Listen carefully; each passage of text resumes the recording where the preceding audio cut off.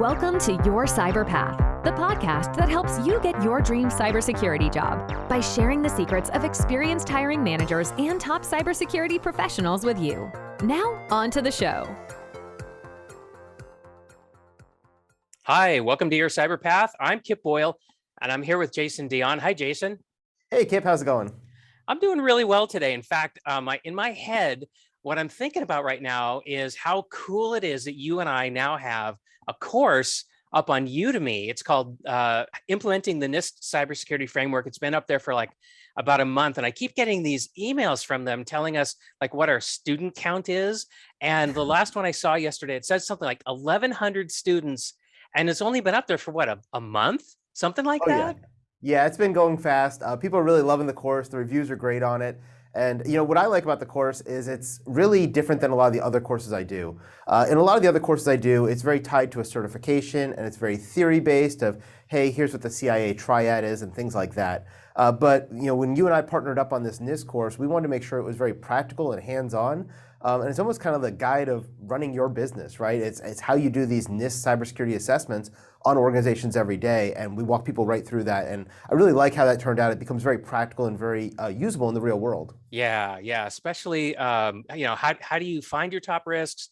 And then what do you do to mitigate them? And then, what's your priority scheme, right? Because you've got limited budget, unlimited risks. How do you reconcile that, And we tackle all that in the course. Anyway, sorry, I couldn't help it. It's front of mind for me right now. I'm so excited. I just had to talk about it.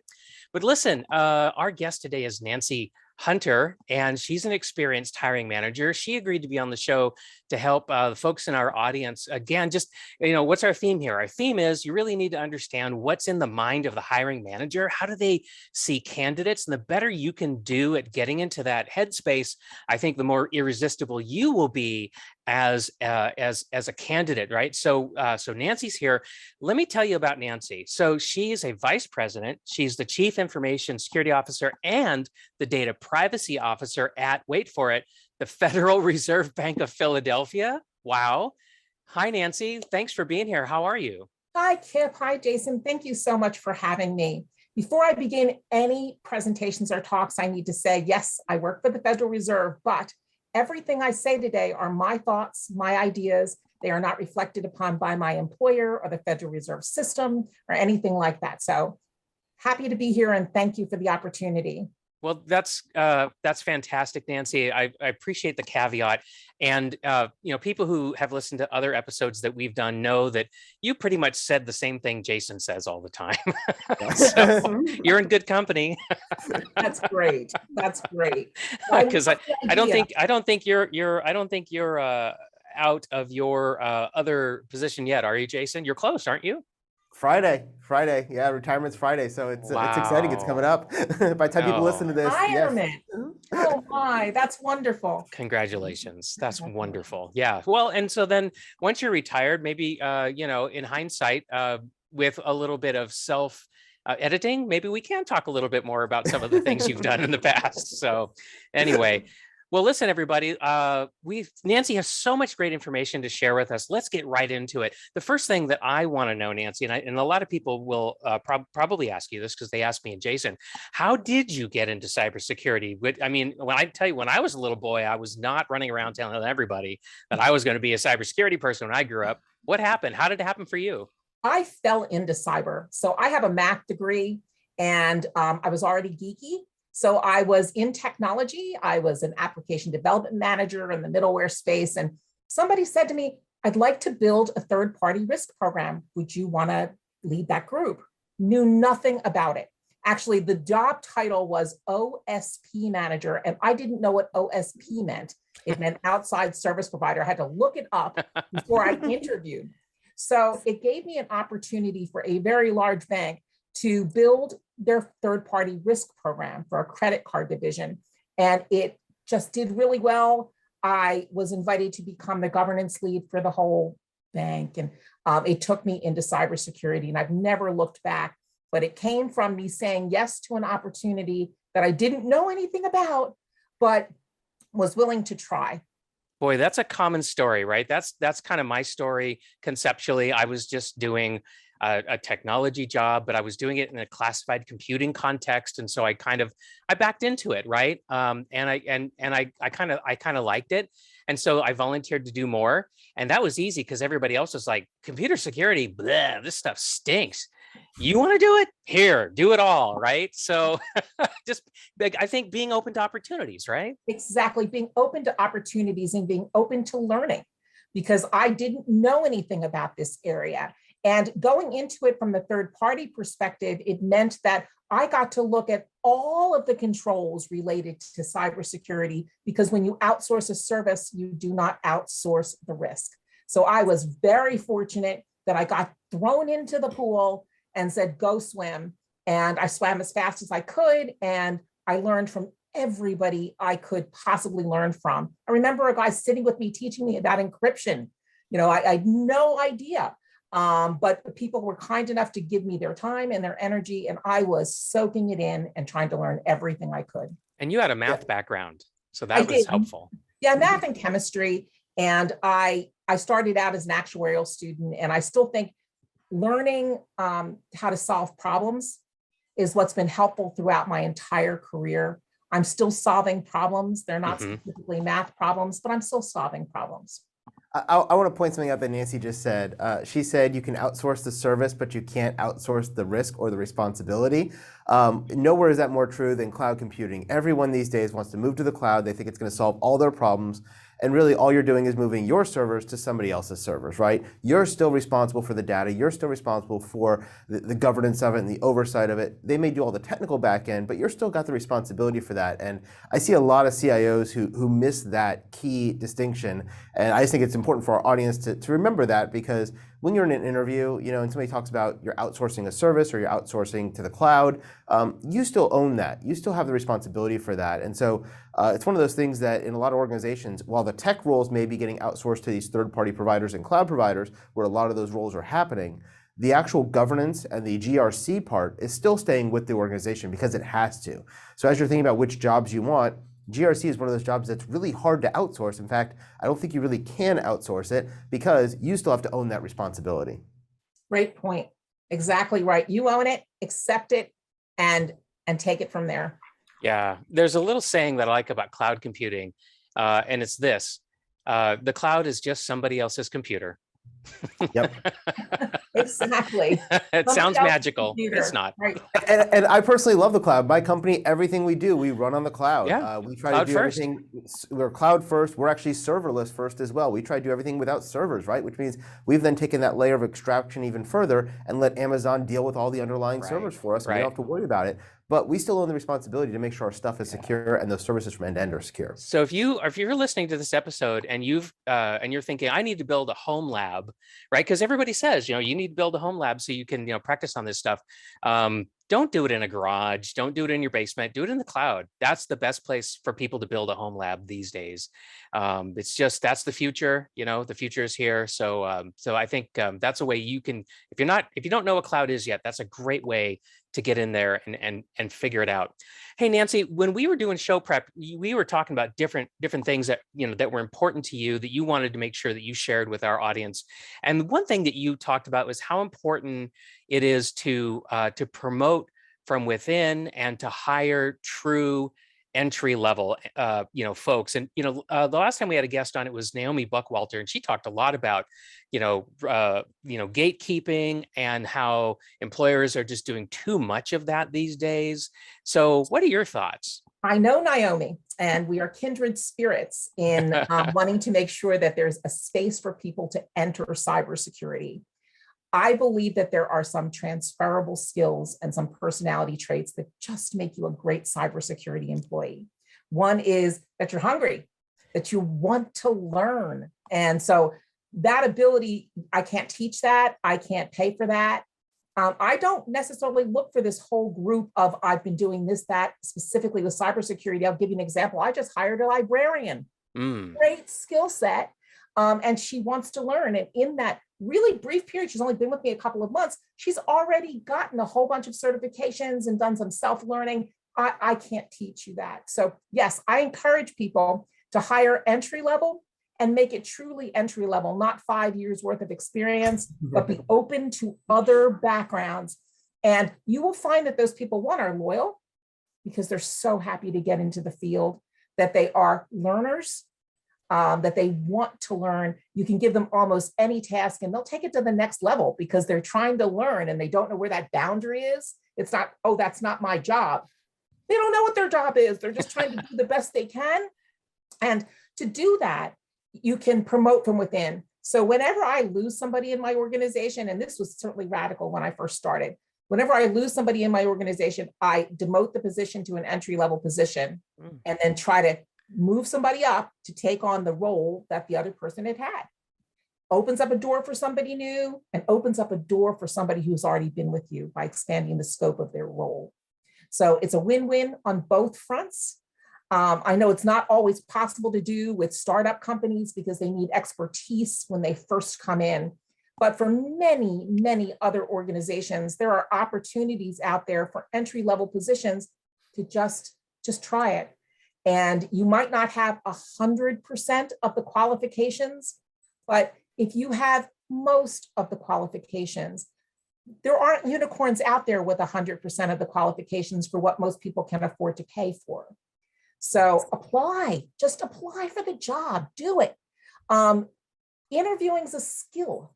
So if you get that interview, you're building on a skill, just apply. And so managers, give people a chance, bring in that fresh blood. We talk about this very item in the hiring handbook, the Cybersecurity Hiring Manager's Handbook, which is an open source project. You can find it on GitHub. And in there, this is one of the themes. And Naomi Buckwalter is actually contributing an entire section to the handbook that focuses on this very topic. And so while, today we don't see as much of this as I think we need, between yourself and Naomi and me and Jason and other people continuing to advocate for this, I think, hopefully we're going to see more of this. But these days, I think if you want to get a truly entry-level job, Jason and I have been telling people that if it's possible, the military or federal service is a great place because they will take you off the street if you have the aptitude and a couple of other qualifications, right, Jason? Yeah, exactly. I know on the military side, especially if you're going to go either active duty or reserves, they don't expect you to have any background in cyber whatsoever. Even if you're going to go be a fighter jet pilot for the Navy or the Air Force, right? You don't already have to have a pilot's license to get picked up and do that. Instead, they hire you based on your aptitude for that. They train you, they put you in the cockpit, they teach you all that over a 2 or 3 year period, and then you become a fighter pilot. Well, the same thing happens in cybersecurity. When I worked with the DoD, the way they do it is they pick up people who have the aptitude, they put them through about an 18 to 24 month schooling program. All that while they are on active duty and they're getting paid for that job. And when they come out of that, they have all their certifications. They know how to program in Python. They know how to do incident response. They know how to do penetration testing. And then they work for the government for 4 years as a payback as a military member. And then they can decide to stay in for 20 years and retire, or they can get out and go civilian or go into the commercial sector. And it's a great way to get experience if you're young enough and fit enough to pass the entrance exams and you have a good fit based on your skill set and your aptitude for that. Yeah, I mean, that's really what happened to me, right? Is I got in the military and I didn't stay for for a full retirement. I left after about 6 years and then went into the private sector. What were you going to say, Nancy? I was going to say that I have heard our FBI recruiter in my region, Serena Coughlin, speak to this as well, that you don't have to have every one of the this tick off the box for the specific roles, that such a small percentage of the people going into the FBI are actually agents. But apply for those jobs. They have openings. They don't leave them open very long, so you have to be vigilant about looking, but they are willing to train you and you can get exposure and really work on some interesting things by applying for those types of jobs. Yeah, and you can meet some really amazing people. The reason why I got the job that I did coming out of the military, I left and I went to work for Stanford Research. Now, the reason why I was able to make that leap is because while I was working on the F-22 Raptor, as their director of wide area network security, is we were doing a whole bunch of network penetration testings and vulnerability assessments and the stuff that we normally did. And we actually ended up hiring different experts from all kinds of different organizations. Many of them worked for defense contractors, and I encountered some people who worked for Stanford Research, and so I got to know them. And so when the time came for me to depart, they were one of the people that I called up and I said, hey, do you think, and do you think that that there'd be room for me on your team? I really enjoyed working with you folks, and so that's how I made the leap, and it was a wonderful experience. It's one of the best jobs I've ever had. But that brings up another point, which is this idea of considering nonprofit companies and companies with lower profiles as you are somebody who wants to get into cybersecurity or grow your career. And I know, Nancy, when we talked about this was a big deal for you. Why don't you say some more about that? Absolutely. I always chose to work for these companies that were these very big, well-known organizations. And I one day decided that I wanted to look past that. And I started to look at companies that were based upon a mission, and that mission not related to making money for shareholders, but truly just trying to do the right thing for the right reasons. I thought I'd have to take like a significant cut, and I thought all sorts of things, which really just ended up not happening. I had this very small list of companies that I started to apply for. And as I interviewed, I realized, I love this. I love this. I love this. I want to work here. And I actually went home and talked to my husband about a cut that I could take in my salary, and it didn't happen. I ended up not having to take a cut, and I just got to work on interesting things. So it opened up a whole new level and a whole new group of opportunities to apply for. I encourage people to stop, not only think about the big companies like the Googles or the Salesforces or the JP Morgans, but think about the little companies or the little things like the Federal Reserve Bank, which is a fabulous place to work, or the DOD, or I love how you call the Fed system a little place. That's so cute. It is the opposite of a little place. There's 12 regional banks in the country, and it is a massive system. But you're on the inside, and I know things look different when you're on the inside. And what I will say, I worked for JP Morgan, which was gigantic before I worked for the Fed. And each one of the little Federal Reserve banks is their own little bank. We really partner very well together. We have a whole system IT function, but it feels like I'm coming into this very small bank of about 1,000 people when I go to work in Philadelphia, and everybody knows everybody. And, and people take care of each other. I remember you told me what a stark contrast there was culturally coming from a big commercial bank to the Fed, and how stunned you were, but in a good way, right? And I tell this story that my first week, we were looking at eliminating a position, which doesn't happen very often in my bank. And I sat with HR that first week in this meeting where they just talked about the person and how they could bridge that person to retirement, and what were the things the person would be interested in. And I said, is this something that you do for this person? And they're like, for everybody. We really try to kind of look at the individual on our human resource decisions. And I was just stunned that, where am I? Is this an alternate universe? But because where you came from, right? It would have been, here's a severance package. Best of luck to you. We love you, but it's time for you to go.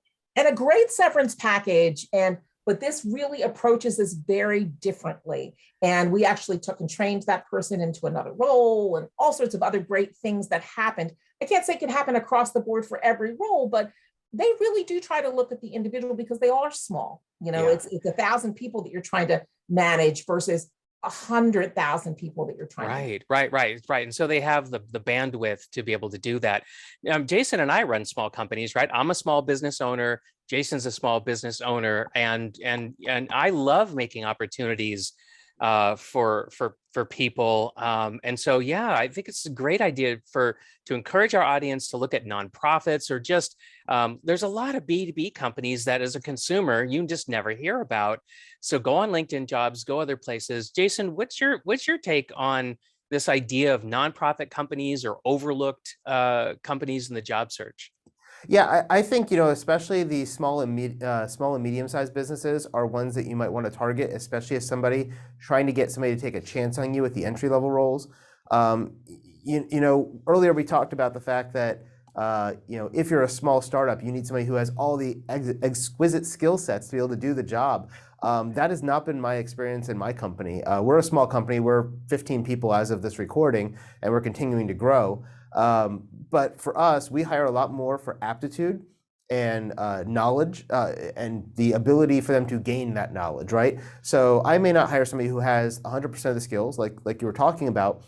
For me, if they have 50 or 60%, that's good enough for us because we can train to knowledge. I mean, we're a training company. That's what we do. I can help you learn how to do pen tests, and I can help you learn how to do a cybersecurity scan and those kind of things. But I can't teach you how to be a good person who cares and actually wants to do the work and that kind of stuff. The other thing I think with smaller companies is sometimes they're more apt to take a chance on you and allow you to move outside of your particular role. So you might get hired on as the IT person at a small, medium-sized company that has 100 people, and you can probably go to your boss and say, hey, I really like this cybersecurity stuff. I noticed that we're really not doing any Nessus scans. We probably should be doing Nessus scans once a week to find out what's vulnerable. Do you mind if I do that? Oh, sure, go right ahead, right? If I try to do that in the DoD or the FBI, they'd be like, no, we've got people for that. You're not in that role. Go away, right? And so it's a lot more strict and rigid when you go to these larger companies than in a smaller, medium-sized company. And so I think there's a really good opportunity in small and medium-sized companies to really almost make your job and get the skill sets you want and be able to build that experience that way. Yeah, Jason, would you tell the story about somebody that we helped recently who had a marketing background, and she was trying to cross over into cyber, and she ended up getting a really amazing opportunity with a small company. Would you mind giving us like a thumbnail sketch of what happened to her? Because I think it fits right into what you're saying. Yeah, definitely. Back in our January hired course, our hired program, we had one of our students. She came to us. She had a master's degree in marketing. She had 10 to 15 years of experience in the marketing realm, but she really didn't have any IT experience, but she wanted to get into cybersecurity. The closest thing she had done to IT was about 10 or 15 years ago. She worked at a cell phone store doing some tech and hands-on with cell phones. So very, very minimal background, no real background in cybersecurity. She was able to find a small company. I think the company has less than 25 to 50 people in it. And when she interviewed at that company, they liked her so much because of her personality, her willingness to learn, her ability, that they actually kind of created a position for her. She went in to apply for an analyst type position, a cybersecurity analyst type position. And they said, well, you don't really have the skills for that, but you have this really great marketing background and you really have this really great personality. We need somebody who can work with our B2B clients and teach them about our different offerings and teach them about cybersecurity. And at the same time, we'll help build you into this analyst that you want to be as well. But she ended up getting a job doing this almost cybersecurity training, internal trainer and awareness campaign person because they said, oh, we see your marketing background. We think that's a benefit, even though you don't have the cybersecurity background, and we'll put those two things together and then be able to have a job that works for you. And I believe she's starting last week or this week. But it was a really great opportunity how they kind of created this job. And if I went to the FBI and applied for something, they're not going to go, oh, you have a great background, but we don't have a job for you. Let's create a job for you, right? But that's what this company did because they, sometimes you're interviewing with the owner. They have that ability to make that decision. And so sometimes these smaller companies are willing to take more of a risk on you and be able to create a position for you based on your skill set, where they see you going, how you can adapt and move up that way. There's also a million opportunities within even the larger companies where they're looking to add additional resources free of charge. In your free time, would you like to work on this project because they need somebody? Volunteer. Yeah. There's just no reason why not. Yeah, and also another thing people don't realize, and at the risk of beating this subject to death, but I just want to say one more thing. I can't tell you how many people come to us and say, oh, I'm just a help desk technician, or, oh, I take care of some servers or whatever, but I really want to get into cyber. And I'm like, you're already, half into cybersecurity. You just don't see it. Let me help you see it. Because, hey, do you ever, help somebody reset their password? Do you ever, create a file share on the network and set some permissions on it or whatever? Do you ever install a patch? Guess what? That's all cybersecurity. So if you're in a position now, whatever it is, look around and ask yourself, where is the cybersecurity that I'm, in the job that I already have, and just start leaning into that. I think is another tip that we can share with you about, how to move in the direction you want to move into, based on where you are now. A couple other things we wanted to talk about with you, Nancy. We really wanted to get your perspective, and let's talk about mentors. We've had a lot of conversations with people about mentoring and how to get a mentor, and there's a certain amount of confusion about, well, what exactly is a mentor, and particularly about, well, how do I get a mentor? Like, is it a formal thing? Do I have to apply, to be a mentee? Or what is it like when I get a mentor? I mean, do I get a syllabus? Are there lessons? How does it work? But what does having a mentor mean to you, Nancy? All of the above. So I have had mentoring relationships that have been grassroots, just kind of you connect with somebody like you talked about, to leading somebody to understand that the skills that they had were in fact cyber skills. You were mentoring that person. And so those are just very organic, and you meet somebody and there's a click, and they have some experience that you'll want to get, or you have some experience that you want to share, and you work together to make that happen for somebody. I've also been in formal mentoring programs and built formal mentoring programs where you get paired with somebody based upon some commonality. And then there might be a course that you take to get the best you can get out of that mentoring relationship. And you set goals as to, this is what I'm trying to get out of this mentoring relationship. And you go move from there. Mentors don't have to be formal. They can be informal. They can be, I saw my mother as a mentor for me. She was a businesswoman who was savvy and smart and managed to balance it all. I learned from watching that. So you don't only have to have one mentor, you can have many at different points in your life. Somebody I mentor today let me know that they're applying for a job. Surprisingly enough, I'm on the committee for the panel for that job. I came back and said, I might have to recuse myself from that panel because I mentor this person. But you build these relationships, and I was thrilled to hear that they were taking some of the advice and suggestions and really putting themselves out there to apply for something that was outside of their wheelhouse, because you know what, they might get that job and they would be great at that job. The mentoring program that I helped build was one of my Women in Cyber programs. One of our targets was to help people break into cybersecurity and get jobs in cybersecurity.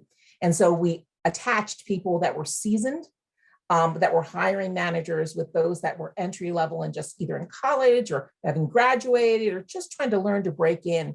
That's how I got my librarian, for instance, from one of those relationships. Right. So you can absolutely have mentors in many ways.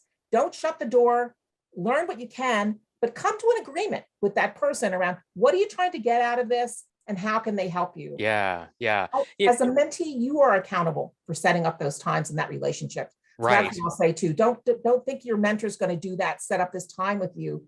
Take ownership for it and set up time with them. Right. Yes. Thank you. Those are really good insights and practical, examples, right, of what a mentor can do for you and what that can be like.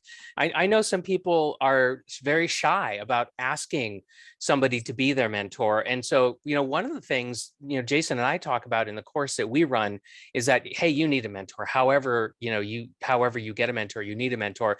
And one of the options is to sign up for mentoring. And that's kind of what we do in our hired course, right? And we talk a lot about mentoring, and really that's what this podcast is about. If you're listening to this podcast right now, hey, guess what? You're in a mentoring relationship. It's a one-to-many, right? Because we don't, it's not interactive right now, but you're getting mentored right now. Jason, what are you thinking about mentoring? What can you what have we not said that's important to say? Yeah, so a couple of things. One, you're absolutely right. This is a form of mentorship. It is a one-to-many form of mentorship. I've had lots of mentors over the years. Some of them are where we actually meet and have lunch once a week and we talk about what's going to be happening. Some of them are just people that I respect and look up to, the way they run their businesses or the way they run their certifications or the way they do things. And that's more of the, we all have these influences on our life, and some of those are, a quasi-mentoring relationship. In the case of, this program, for those who are listening, if you go to yourcyberpath.com, right on the homepage, you can sign up for Kip's mentor notes, which are an email that he sends out every other week that gives you some mentorship in this whole hiring world and how this stuff works as somebody who's a job seeker. So definitely recommend you do that at yourcyberpath.com. Now, the other thing I like to talk about when you do mentoring is that, as we said, you can't have multiple mentors. You also need to pick the right level of mentor, right? And this comes down to where you are and where you're trying to go. For instance, if I was a brand new person and I'm trying to break into cybersecurity, having a mentor who is somebody like Mrs. Hunter, who is a VP level, very, very senior person who's been in this business for 15, 20 years, is probably not the right mentor for you. Yes, she can probably open some doors and help you get your first job, but she doesn't really necessarily understand what you're going through on a daily basis and the struggles you're facing, because she went through those 10, 15, 20 years ago, right? Same thing with me. I've been in this business for a long time. And so if you're a brand new person who just got their first certification, you're trying to break in, I'm a little more removed, at least in my personal experience. Now, I happen to be very involved in this again because Kip and I run this podcast and we work with students all the time, so I'm still very in touch with that. But in general, if you're talking to somebody who's at a very senior level, they don't necessarily get it. For what you're going through right now in your struggles, because the industry changes. I remember when I first got in the industry back in 2000, 1999, 2000, coming out of high school, nobody cared if you had a college degree. Everything was certifications, right? If you got your Microsoft Certified System Administrator, you could get a job. Then we went through a period where nobody would talk to you unless you had a bachelor's degree. Then it started pushing towards master's degrees. Now there's a kickback, and there's a lot of people who don't care about degrees again, and they just care about certifications. And so these things do go in ebbs and waves. And sometimes if you're with somebody who's a very senior person, they may not understand that. So what I like to do is find somebody who's about 2 to 5 years ahead of where you are. It's close enough that you can start mimicking their career path in yourself and be able to see things, and they're not so far removed that they can't necessarily help you, but they're still senior enough that they can open some doors for you because they already have some connections as well. So I find that to be kind of the sweet spot. If you do have somebody who is very senior, I know this is very popular, especially in minority communities, whether that is Black, Latino, women, those different population segments. There is this, people at higher levels are trying to help bring in new people into that. And so you do have some senior folks with junior folks. Totally good, but I also recommend you get somebody who's just a couple of years ahead of you, because I think you're going to get more benefit out of that on a daily basis. And when you do mentorship, as you said, it can be very laid back. We're just going to meet over coffee and lunch, or it can be very strict, where you kind of say, okay, these are my goals for the next 7 days, and then in 7 days you're going to meet back with that mentor, and they're going to verify you did those things. And it can be very structured. So it really does depend. But for me, I always find that that 2 to 5 year point of somebody being ahead of you is kind of the sweet spot. Yeah, and just to kind of put a bow on this, I want to reemphasize something that's really important. Nancy, you said this already, which is, as the mentee, you really need to drive the agenda, right? Yeah. Because what you said that kind of made me want to reemphasize that, Jason, is you said, if you've got somebody that's really far ahead of you, like they don't really know what it's like to be a beginner again. Right. So they don't know what you're struggling with. It's difficult for them to sort of just realize what your struggles are and where you could use some help. So don't be afraid to drive the agenda when you get into that situation. But hey, one more thing, Nancy, we want to talk about as we kind of get to the end of our episode here, and it comes along with mentoring. But you mentioned something just now, women in cyber. Tell us, please, a little bit more about what is that program? Who's it meant for? And then just how does it work? Thank you. I appreciate the opportunity to do that. I belong to an organization called Women in Cybersecurity. We call ourselves WeSIS, We Sisters, and WeSIS, and it is a global organization that helps women who aspire to be in cybersecurity, helps women who are in cybersecurity remain there, and gives opportunities for those of us that are seasoned in cybersecurity to give back. So there are many, many, many programs with WeSIS. There's a mentoring program that's established where you can pick somebody to get you a mentor. There's education, there's partnerships with some very large companies like Google and AWS to give you training. And there's events that you can attend.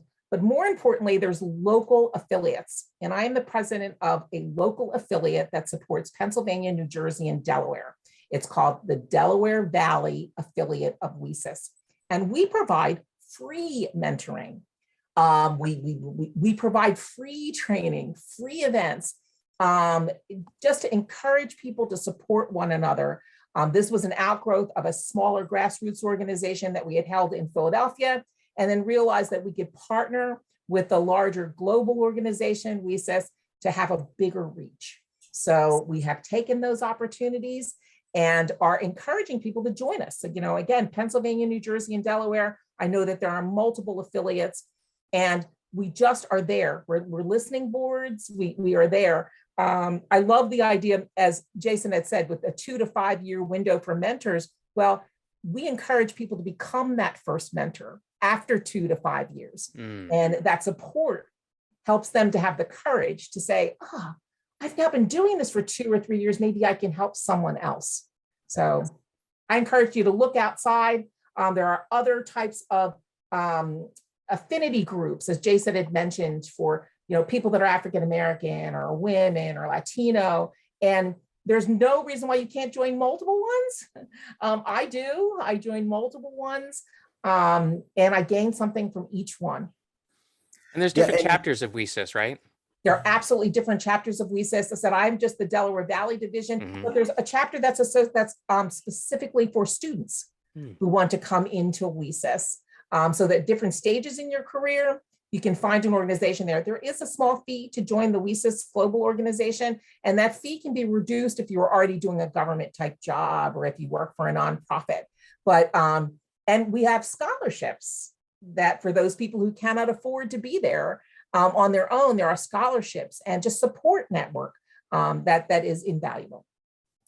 Yeah, I just want to point out there's a couple other organizations just like Women in Cyber that I've personally worked with over the years, and I am not one of those minorities. I am the standard middle-aged white guy, but I have worked with organizations like Blacks in Tech, BIT. They're based out of Georgia, and they are very big on helping people across the technology spectrum, not just cybersecurity. And another organization when I was in the DC, Maryland area that I worked with was Women's Cyber Jitsu, WSC.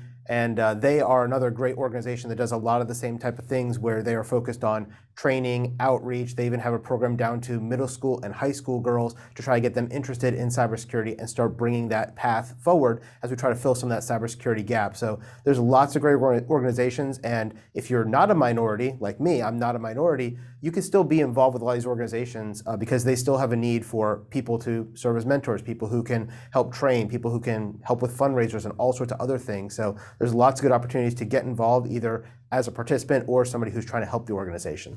Yep. Our board actually has men, women, people at different stages in their career from entry level to seasoned. So get in there and put your name in to help. There's just no reason why you can't participate.